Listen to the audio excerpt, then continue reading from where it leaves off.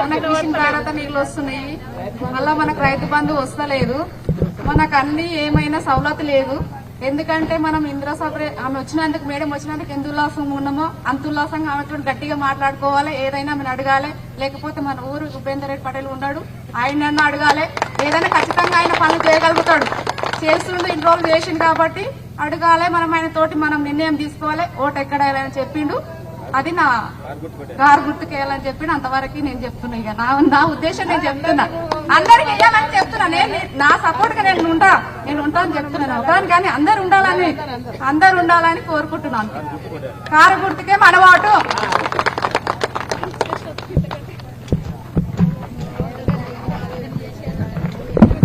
అందరికీ నమస్కారం. మాదేతో ఎందుకు మాట్లాడించినంటే, ఇంతకుముందు అడిపోతున్నప్పుడు వాళ్ళ ఇంటి దగ్గర పోయినప్పుడు ఎవరు తెచ్చిందో మా నీళ్ళు ఇంటికాడికి కేసీఆర్ తెచ్చిండని చెప్పింది. అందుకనే నీతో మాట్లాడించిన. వాస్తవం కదా, ఇంటికాడికి ఎవరు తెచ్చిందో కేసీఆర్ తెచ్చిండు. ఇంతకుముందు ఎండాకాలం వచ్చిందంటే బోర్లు వేయండి, మోటార్లు పెట్టండి, నీళ్లుతో మోటార్లు వేరే కొత్త మోటార్లు తీయండి, బోర్లు లోతు దించుండి అని మాట్లాడుతుంది. అట్లాంటిది 10 ఏళ్లలో కేసీఆర్ వచ్చినాక నీళ్ల సమస్య లేకుండా ఆడబిడ్డ ఇంటికి ముందుకే నల్లా తీసుకొచ్చిండు. కాబట్టి ఆడబిడ్డలందరి ఆశీర్వాదం కేసీఆర్ కి కారు గుర్తుకే ఉండాలని మాధవి ద్వారా చెప్తున్నా. అంతే కదా. అందరికీ నమస్కారం. రామంతపూర్ రాగానే రామంతపూర్లో ఉన్న గౌరవ పెద్దలందరూ, గ్రామ పెద్దలందరూ, గ్రామంలో ఉన్న మా అక్క చెల్లెళ్ళు అందరూ కూడా వెంకటరెడ్డి గారితో పాటు, అదేవిధంగా ఉపేందర్తో పాటు చాలా మంది గ్రామ పెద్దలందరూ ఉన్నారు. అందరూ కూడా ఈరోజు అక్కడి వరకు వచ్చి నాకు స్వాగతం చెప్పిన మా అక్క చెల్లెళ్లకు, మా అన్న తమ్ముళ్లకు చేతులు జోడించి నమస్కరిస్తా ఉన్నాను. చాలా సంతోషం. ఎప్పుడు వచ్చినప్పుడు గాడిలో పడుతుంటే అట్లా ఇక్కడ గుంతుంటుండే కదా. ముందు గుంత నింపమ్మా అంటుండే నన్ను. వీళ్ళు ఫ్రీగా ఇచ్చేస్తారా మరి వాళ్ళంటే వాళ్ళు ఇచ్చేస్తారు, మీరైతే గుంత నింపుండి అమ్మంటే వీళ్ళని అడగగానే 15 ఏళ్లకి 16 ఏళ్ల కింద 16 ఏళ్ల కింద ఇంచుమించు 16-17 ఏళ్ల కింద వాళ్ళ ప్రైవేట్ ల్యాండ్ అంటే కూడా వాళ్ళు ఇస్తామన్నారు. ఆ రోజు గుంత నింపినాం. ఈ రోజు మంచిగా నిలబడి మాట్లాడుతున్నాం. ఎన్ని రోజులైనా ఎవరెంత డెవలప్మెంట్ చేసినా గుంత ఎవరు నింపిందంటే సబితమ్మ నింపింది అంటారు. అవునా? కరెక్ట్. అందరికీ నమస్కారం. ఈరోజు ఎన్నికలు వచ్చినాయి.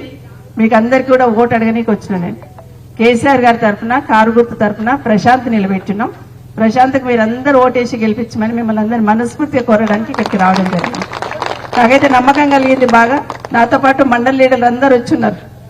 ఎక్స్-ఎంపీపీ గోవర్ధన్ రెడ్డి గారు, పార్టీ ప్రెసిడెంట్ గోవర్ధన్ రెడ్డి గారు, అదేవిధంగా ఇంకో ఎంపీపీ గారు నరసింహులు గారు, ఎక్స్-ఎంపీపీ గారు నరసింహులు గారు, చాలా మంది మాజీ సర్పంచులు, ప్రస్తుత సర్పంచులు, మాజీ నాయకులందరూ వచ్చున్నారు. అందరికీ కూడా ప్రేపైన థ్యాంక్స్ చెప్తూ పత్రికా మీడియా సోదరులకు కూడా థ్యాంక్ యూ సో మచ్.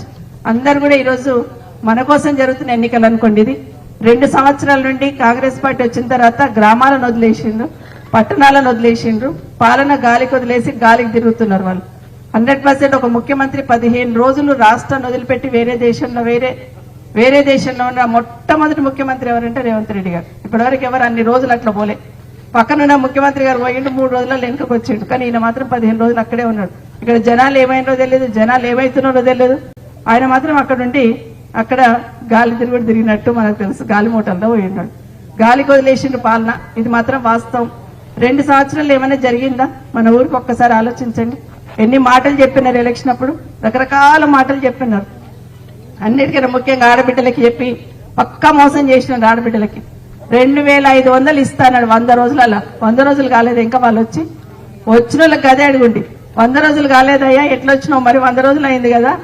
22,500 అంటే ఇప్పటికి 65,000 వస్తుండే మరి మీ ఇంటికి. మరి 65,000 ఇచ్చి ఓటు అడుగుని అడగండి. మా ఆడబిడ్డలు అందరూ అడగాల్సింది.